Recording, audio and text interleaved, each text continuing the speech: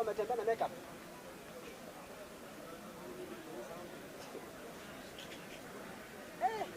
Sipole bana, we are not familiar with your game. Haiko imefika hapo. Hey, it was not personal.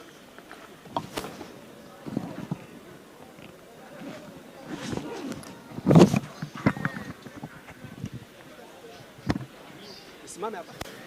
Nataka mtupane. So get ready because tunaingia direct. Twende.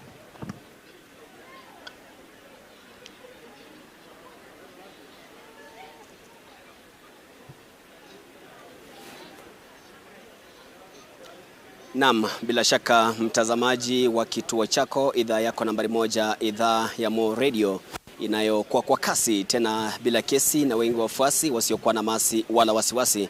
Tupo hapa mbashara kutoka katika angatua ya kimataifa ya JKIA papa hapa jijini Nairobi, ambapo kumekuwa na eti katika mitandao ya kijamii kufuatia kuchukuliwa rasmi kwa uwanja wa Jomo Kenyatta kwa takriban miaka 30 ili kuendeshwa kwa shughuli nzima. Na tunapozungumzia mdahalo mzima na kampuni ya Adani Limited ambayo hivi sasa tunavyozungumza imepelekwa mahakamani, vile na LSK ama chama cha mawakili cha LSK ama Law Society of Kenya, ili kusitisha mchakato mzima wa kupata kutwaliwa na kuchukuliwa kwa uwanja huu wa Jomo Kenyatta. Na wakati huu tunapoendeleza mchakato mzima, tumesimama papa hapa tunakupatia taarifa hizi za moja kwa moja, haswa cha kile ambacho kinapata kujiri. Na muda si kitambo tutakuwa tunakupatia picha hizi za moja kwa moja ya kile ambacho kinajiri kwa sasa.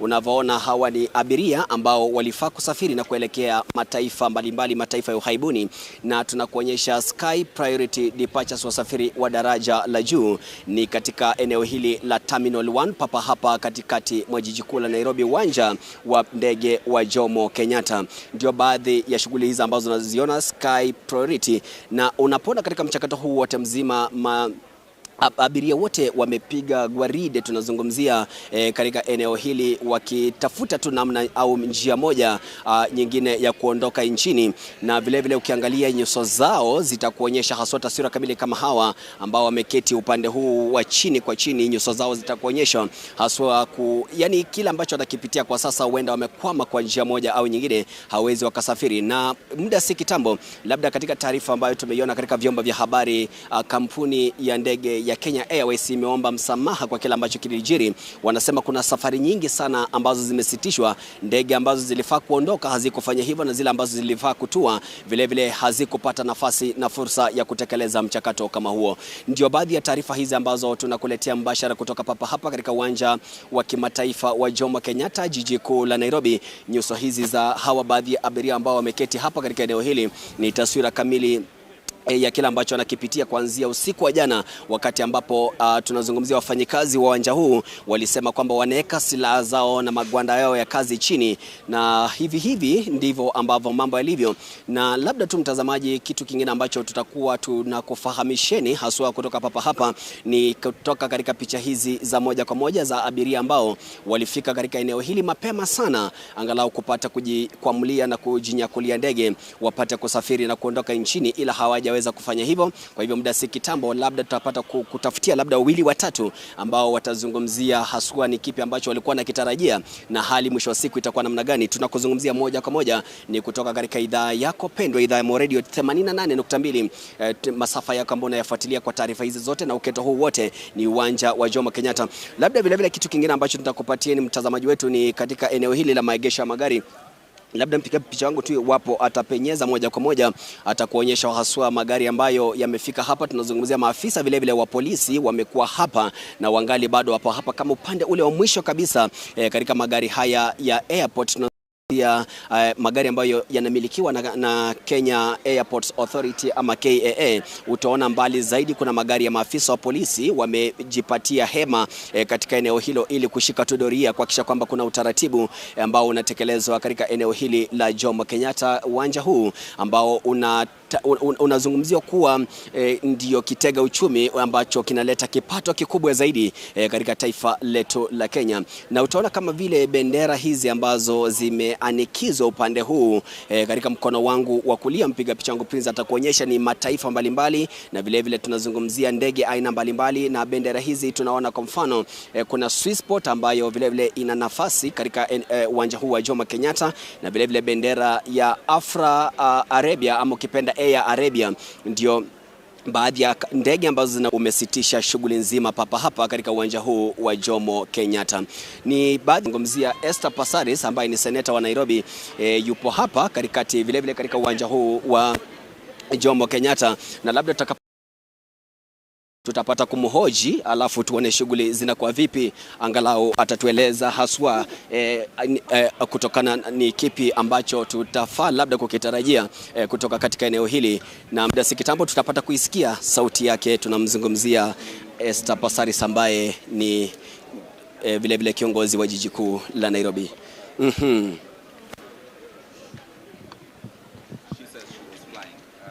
She was? No, I am.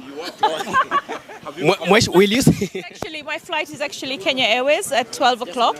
Yeah. Sasa? Sawa, sawa.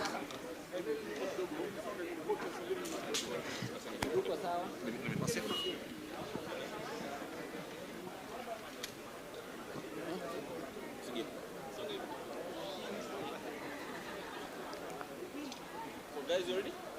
Yes. Where were you flying to? What time was the flight? Where were you? No, my flight is supposed to be at noon, Kenya Airways to Johannesburg. I represent Kenya in the Pan-African Parliament. So we have a sitting starting Monday. So we are going early to prepare for the sitting accreditation, etc. So the flight is for 12 noon. I know there'll be a delay. Kenya Airways gave us the notifications that flights were delayed, but we should still come to the airport. I hope that we will be able to resolve the issues.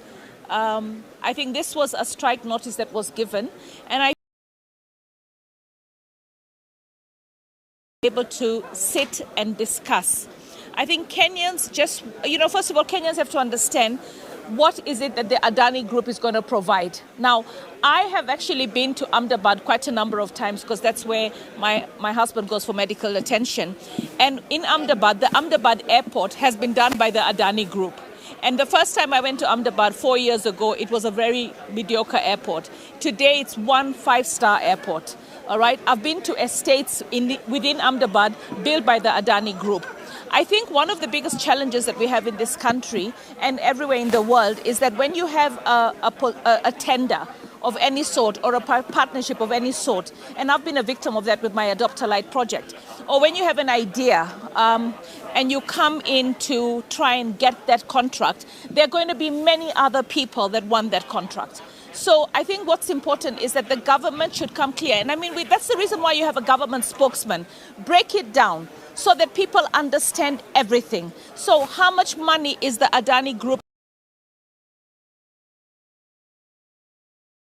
I want answers to. So I want to know how much money is the Adani Group, one that we have in Dubai. All right. Are we going to have an airport as good as the one we have in Hong Kong? Are we really become an airport that can see a traffic of 5 million people? Are we building an airport within those 30 connectivity? And then also, what is their investment? Because obviously if they're making an investment, they have to make a return. But as we're speaking right now, I know that unfortunately, most of the parastatals that we have, including JKIA, are probably not making profits, and they're eating into the need for the government to keep looking for money. So I think just like I am looking for information, I think every Kenyan is looking for information, and the employees of the airport are also looking for information. Because the first thing that they heard was there's going to be job cuts, right? And I think anybody who's coming in has to be sensitive to the fact that the economy is tough and nobody wants to lose their job. And if you're going to come in, tell us, what are you going to do? You're going to have to make things better than they are for the people that are working here and the country at large. So, I like the solidarity that they have, right? And I hope that we can resolve it sooner, right? I hope that I will fly out today, I think I'm going to have a wait, and that's pretty normal. But if we're going to get it right for Kenya, then this is okay. I stand with the people that want to see change, but with answers. And they want to, there's so much on social media that even I'm lost. I don't know what to believe. So I think the office of the president and the executive has got to come out clean and say, this is what it is. And then we start interrogating that and we say, can we make a better negotiation? The thing is, there's always this talk that, they're making I've seen it, that it's the president's going to own a big share of it, he's going to make money of it. Some of these propaganda deals are just too much. I think I've sat with the president and I believe he has enough money. He doesn't need to make more money. All right. I think what he wants is good for this country, but it's not been spelt out correctly for Kenyans to feel comfortable. But then Kenyans also, even where the shoe doesn't pinch, are screaming. We seem to want to make noise about everything. But in this particular case, I, as a legislator, I don't feel well informed. All right. And I want to be informed by the state. I want to be informed by the ministry. I want to be informed not just by social media. And spell it out, not in a 10,000-page document. Give us a one-page executive summary of what exactly does it mean. People are talking about 30 years. But really, if you take a loan for a mortgage, any mortgage, it's going to take you between 10 to 25 years. So depending on the investment, it's not too much if he's going to take 30 years to recover. It's not like we're giving him our asset. All right. He has to also deliver. There has to be exit plans. If he's not delivering, what are the exit plans? Are we going to be stuck with him for 30 years? Are we as a country going to get some revenue out of this airport instead of expending money so that we can actually pay our debt, or we can actually improve our development infrastructure in other parts of the country, improve our development plans? So the question is, we need answers as a Kenyan legislator, as a Kenyan citizen, as some. I want to know what are the benefits. I'm not against the Adani Group. As I said, I've been to here. And he tells me, look, people don't want, countries fighting against this one. There's a lot of social media. Jesus Christ had issues. People had faulted Jesus Christ. So let us be objective and let us see really, because people are also saying that he doesn't have the resources. So if the group doesn't have the resources, we shouldn't be partnering with them. You acknowledge as a parliamentarian then that you have a higher calling to this. It appears like even our own MPs have left this fact. I'm in the housing committee, so anything housing, I would be absolutely informed. You saw we went with the president to visit the high-rise housing. So the thing is, when it comes to JKIA, it's under transport. So the transport ministry has to give the information. And the fact that we have a strike today is because the communication and information flow is slow. All right? Because I believe that when human beings come together objectively, they will be able to come up with a solution. So the people that are actually working at the airport the reason they've gone on strike is because they feel their grievances are not being addressed. They also feel insecure about their jobs, and they're probably questioning what's going to happen to the asset overall. But if Adani Group is bringing, and also I think the government just needs to come absolutely clear, and they need to give that information in small bites, not in huge documents that people can't understand. So the spokesman of the government needs to speak and tell us clearly what is it, because they know the pain points. So if you go to the doctor with a toothache, the doctor will tell you this is what you need to do. So they know the toothaches of the people. Address them. Tell us. There will be people that will still be not happy, but the courts have also stopped it. So I think that gives us time for us to talk. So since the courts had stopped it, now that we've had the strike, right, I think the government needs to find a balance between the courts, the employees, and the citizens of this country. That's important. Thank you very much. Yeah. Okay. Thank you. Let's hope you get your flight. I know.